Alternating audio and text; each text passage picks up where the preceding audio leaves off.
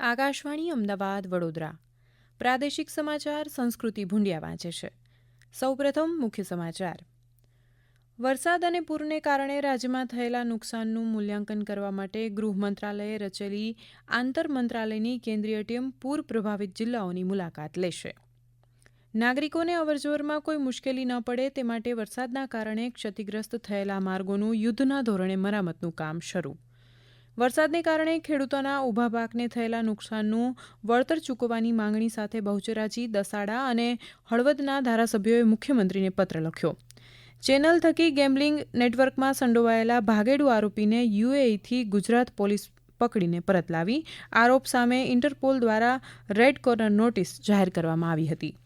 અને હવામાન વિભાગની આગાહી આગામી 5 દિવસમાં ગુજરાતમાં ભારે વરસાદની આગાહી. આવતીકાલે મધ્ય અને દક્ષિણ ગુજરાતમાં ભારે વરસાદની શક્યતા. સમાચાર વિગતવાર. ગૃહ મંત્રાલયે ગુજરાતમાં વરસાદ અને પૂરને કારણે થયેલા નુકસાનનું મૂલ્યાંકન કરવા માટે એક સમિતિની રચના કરી છે. નેશનલ ઇન્સ્ટિટ્યૂટ ઓફ ડિઝાસ્ટર મેનેજમેન્ટના એક્ઝિક્યુટિવ ડિરેક્ટરની આગેવાની હેઠળ એક ઇન્ટર મિનિસ્ટ્રીયલ સેન્ટ્રલ ટીમની રચના કરાઈ છે. આ સમિતિ ટૂંક સમયમાં જ રાજ્યના પૂરગ્રસ્ત જિલ્લાઓની મુલાકાત લેશે. કેન્દ્રીય ગૃહમંત્રી અમિત શાહે લીધેલા નિર્ણય અનુસાર ગૃહ મંત્રાલયે IMCTની રચના કરી છે, જે પૂર અને ભૂસ્ખલન રાજ્યોની મુલાકાત લીધી હતી.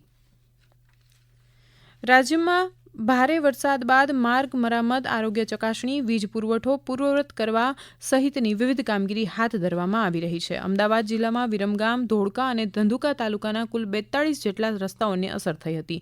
42 રસ્તાઓ પૈકી હાલ 30 માર્ગો પર વાહન વ્યવહાર પૂર્વવત થઈ ગયો છે. આ ઉપરાંત જ્યાં પાણી ભરાયા હતા એ પાણી ઓસરતા ક્રમશઃ રિપેરિંગ તથા પેચવર્કની કામગીરી સત્વરે હાથ ધરાઈ છે. રાજકોટ મહાનગરપાલિકા દ્વારા ભારે વરસાદને કારણે તૂટી ગયેલા રોડ રસ્તાનું સમારકામ અને સ્વચ્છતા અભિયાન હાથ ધરવામાં આવ્યું છે. મહાનગરપાલિકાના સ્ટેન્ડિંગ કમિટીના ચેરમેને જણાવ્યું હતું કે રોગચાળો ન ફેલાય તે માટે સફાઈ કામદારોની એક ટીમ કાર્યરત છે અને વરસાદને લીધે તૂટી ગયેલા રોડ રસ્તાઓનું પેચવર્ક પણ ચાલુ કરી દેવામાં આવ્યું છે.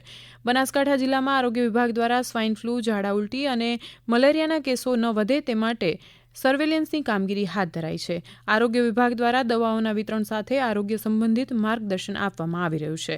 કચ્છ જિલ્લામાં પણ વરસાદ બાદ પશુઓમાં રોગચાળો ન ફેલાય તે માટે પશુપાલન વિભાગ દ્વારા રસીકરણની કામગીરી શરૂ કરવામાં આવી છે. કચ્છની 23 તેમજ બનાસકાંઠાના અને પાટણથી 8 ટીમ બોલાવીને કુલ 31 ટીમો દ્વારા રસીકરણ, સારવારની કામગીરી અને મૃત્યુ સર્વેક્ષણની કામગીરી હાથ ધરવામાં આવી છે. આ ઉપરાંત પંચમહાલ, મહેસાણા, સુરેન્દ્રનગર, આણંદ, મહીસાગર અને સાબરકાંઠા જિલ્લામાં વહીવટીતંત્ર દ્વારા વરસાદને કારણે અસરગ્રસ્ત થયેલા માર્ગોની મરામત કરવામાં આવી રહી છે. આગામી 5 દિવસ દરમિયાન રાજ્યમાં ભારે વરસાદ વરસે તેવી હવામાન વિભાગે આગાહી કરી છે. આવતીકાલે મધ્ય અને દક્ષિણ ગુજરાતમાં ભારે વરસાદનું યલો એલર્ટ હવામાન વિભાગે જાહેર કર્યું છે. આ ઉપરાંત મંગળવારના રોજ દક્ષિણ ગુજરાતના જિલ્લાઓમાં અતિભારે વરસાદ વરસે તેવી પણ શક્યતા જાહેર કરીને ઓરેન્જ એલર્ટ જાહેર કર્યું હોવાની માહિતી હવામાન વિભાગના વૈજ્ઞાનિક અભિમન્યુ ચૌહાણે આપી હતી.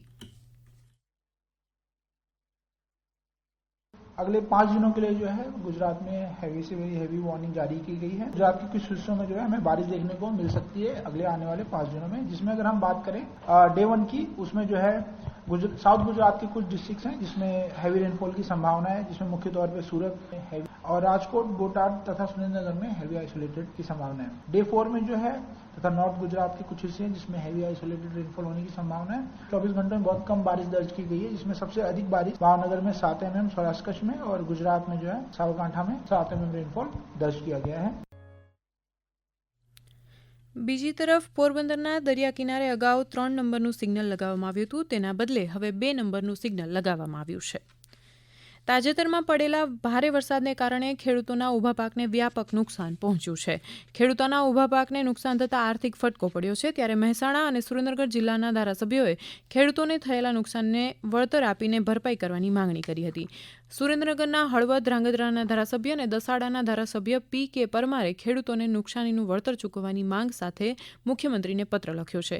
ધારાસભ્ય પ્રકાશ વરમોરા તેમજ દસાડાના ધારાસભ્ય P.K. પરમારે મુખ્યમંત્રીને કરેલી રજૂઆતમાં જણાવ્યું છે કે ખેડૂતોએ બાગાયતી ખેતી દ્વારા દાડમ, લીંબુ, જામફળ, ખારેક, ડ્રેગન ફ્રૂટ વગેરેનું મોટા પ્રમાણમાં વાવેતર કર્યું હતું, પરંતુ તાજેતરમાં થયેલા વરસાદને કારણે બાગાયતી પાકને નુકસાન થયું છે, જેથી ખેડૂતોને નુકસાનનું વળતર ચૂકવવામાં આવે તેવી માંગ કરી છે. જ્યારે મહેસાણાના બહુચરાજીના ધારાસભ્ય સુખાજી ઠાકોરે મુખ્યમંત્રી અને કૃષિ મંત્રીને પત્ર લખીને ત્વરિત પાક સહાય ચૂકવવા માંગણી કરી છે. આ સમાચાર આપ આકાશવાણી અમદાવાદ વડોદરા કેન્દ્ર પરથી સાંભળી રહ્યા છો, જે આપ અમારી YouTube channel AIR news Gujarat પર પણ સાંભળી શકશો. વધુ સમાચાર માટે આપ અમારા ટ્વિટર હેન્ડલ AIR_news_ABID ને ફોલો કરી શકશો. મોરબીના ઢવાણા ટ્રેક્ટર દુર્ઘટનામાં મૃત્યુ પામેલા લોકોના પરિવારજનોને 4-4 લાખની સહાય ચૂકવવામાં આવી છે. હળવદ તાલુકાના ઢવાણા ગામે બનેલી દુર્ઘટનામાં મૃતકોના પરિવારને તેમજ બુટવડા ધણાદના મૃતકોના પરિવારને મુખ્યમંત્રી રાહત ફંડમાંથી 4 લાખ રૂપિયાની સહાય કચ્છ સાંસદ, સુરેન્દ્રનગર સાંસદ, ધારાસભ્ય સહિતના આગેવાનોના હસ્તે ચેક અર્પણ કરવામાં આવ્યો. હળવદ તાલુકાના ઢવાણા ગામે 25 તારીખે રાત્રે ટ્રેક્ટર દુર્ઘટનામાં 17 લોકો તણાયા હતા, જેમાંથી 9 લોકોને બચાવ થયો હતો અને 8 લોકોના મોત નિપજ્યા હતા. જ્યારે હળવદ તાલુકાના અન્ય 2 બનાવમાં હળવદ તાલુકાના બુટવડામાં 1 અને ધણાદ ગામે 1 મૃત્યુ પામેલા 2 કુલ 10 મૃતકોના પરિવારજનોને ગુજરાત સરકાર દ્વારા CM રાહત ફંડમાંથી આ સહાય ચૂકવવામાં આવી હતી. અરવલ્લી જિલ્લાના મેઘરજ તાલુકામાં તીડ હોવાના અહેવાલો મળતા ખેતીવાડી વિભાગની ટીમ દ્વારા તપાસ કરવામાં આવી હતી. ત્યાં તીડ નહીં પણ તીતી ઘોડા હોવાનું પ્રાથમિક તપાસમાં સામે આવ્યું છે. શનિવારના દિવસે અચાનક મેઘરજ તાલુકાના રેલાવાડા આસપાસના ગ્રામ્ય વિસ્તારમાં તીડ હોવાના અહેવાલો પ્રસિદ્ધ થયા હતા. સમગ્ર ઘટનાની ગંભીરતા જોઈને ખેતીવાડી વિભાગની ટીમે આસપાસના ગ્રામ્ય વિસ્તારોની મુલાકાત કરી હતી. આ અંગે ખેતીવાડી અધિકારી PB પરમારે વધુમાં આ મુજબ જણાવ્યું. અમોને એક પ્રકારની જીવાત એટલે કે તીતી ઘોડાની વધારે માત્રામાં ઉપદ્રવ રેલાવાડા વિસ્તારમાં 20 થી 25 ગામોમાં છે એ પ્રકારની માહિતી મળી હતી. મોટેભાગે જીવાત રાત્રે વધારે દેખાય ગ્રામસેવક મિત્રોનું કહેવું છે.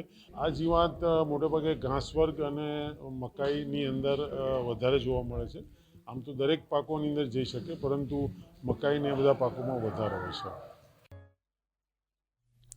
સેન્ટ્રલ બ્યુરો ઓફ ઇન્વેસ્ટિગેશનના ગ્લોબલ ઓપરેશન સેન્ટર દ્વારા આજે UAEથી વોન્ટેડ આરોપી દીપક ઠક્કરને ઝડપીને ભારત પરત લાવવામાં આવ્યો હતો. રેડ નોટિસ અંતર્ગત દીપક ઠક્કરને ભારત પરત લાવવા માટે ગુજરાત પોલીસ અને ઇન્ટરપોલ NCB અબુધાબી સાથે સંકલન કરવામાં આવ્યું હતું.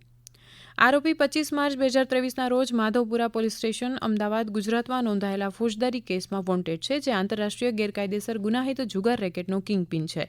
એપ્લિકેશનના ઉપયોગ દ્વારા 2273 કરોડના નાણાંની હવાલા મારફતે હેરાફેરી કરવાનો તેની ઉપર આરોપ છે.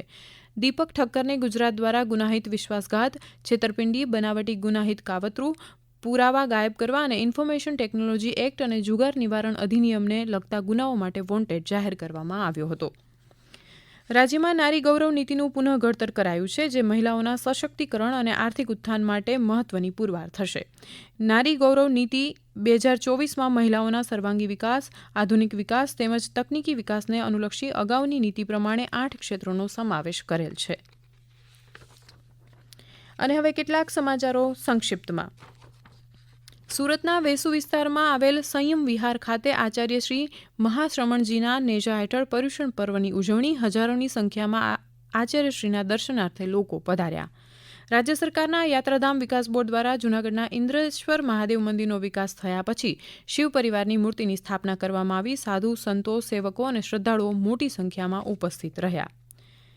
અમદાવાદ મહાનગરપાલિકા દ્વારા પાન મસાલા ખાઈને ગંદકી કરનારા 67 ઈસમો સામે કાર્યવાહી કરીને 6700નો દંડ વસૂલવામાં આવ્યો. અંતમાં મુખ્ય સમાચાર ફરી એકવાર. વરસાદ અને પૂરને કારણે રાજ્યમાં થયેલા નુકસાનનું મૂલ્યાંકન કરવા માટે ગૃહ મંત્રાલયે રચેલી આંતર મંત્રાલયની કેન્દ્રીય ટીમ પૂર પ્રભાવિત જિલ્લાઓની મુલાકાત લેશે. નાગરિકોને અવરજવરમાં કોઈ મુશ્કેલી ન પડે તે માટે વરસાદના કારણે ક્ષતિગ્રસ્ત થયેલા માર્ગોનું યુદ્ધના ધોરણે મરામતનું કામ શરૂ. અને હવામાન વિભાગની આગાહી, આગામી 5 દિવસમાં ગુજરાતમાં ભારે વરસાદ, આવતીકાલે મધ્ય અને દક્ષિણ ગુજરાતમાં ભારે વરસાદની શક્યતા. આકાશવાણીના અમદાવાદ વડોદરા કેન્દ્ર પરથી પ્રાદેશિક સમાચાર પૂરા થયા.